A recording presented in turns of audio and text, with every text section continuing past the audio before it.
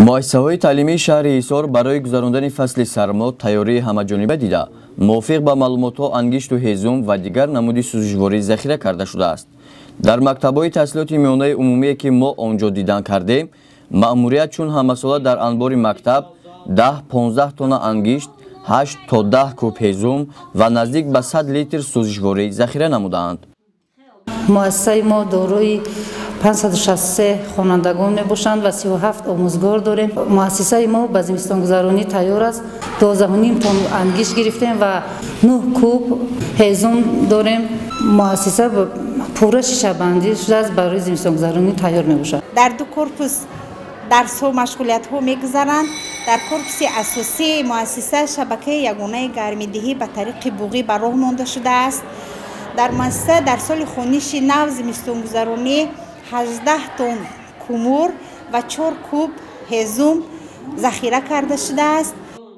دستور سپارش‌های حکومت جمهوری تاجیکستان در مؤسسه‌های تعلیمی شهر ایسار اجرای خود را یافته است. خوانندگان چطوری که شاهد شدیم با تمام شرایط خوب تعلیمی در این مؤسسه‌ها تأمین می‌باشد. برای گذراندن زمستان ذخیره‌های ما از بودجه مکتب 18 تن بوده و 10 کوب از حساب محله و از حساب کمیته پدر و مادران ما هیزم جمع کرده برای گذراندن زمستان همه وقت آماده هستیم.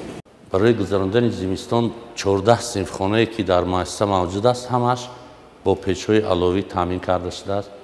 مؤسسه همه طرفه گوییم که شبندی شدگی است. هیزم 3 کوب، انگشت 14 تن، سوزشواری 100 لیتر ذخیره داریم و گفته میتوانم که زمستان امسال رو مؤسسه ما به یگان مشکلی پس سر خواهد کرد. شرایط تعلیم و تربیت خوانندگان مؤسسه‌های تعلیمی شهر ایسار در مجموع قناعتبخش مشاهده گردیده. در چنین امکانیت‌های فراهم آورده حکومت مملکت تنها خوانش خوب و اعلای طلبگان مهم دانسته می‌شود. گزارش صاحب نور عبدالرسولов خورشید علیموف از شهر ایسار برای برنامه اطلاعاتی نوید.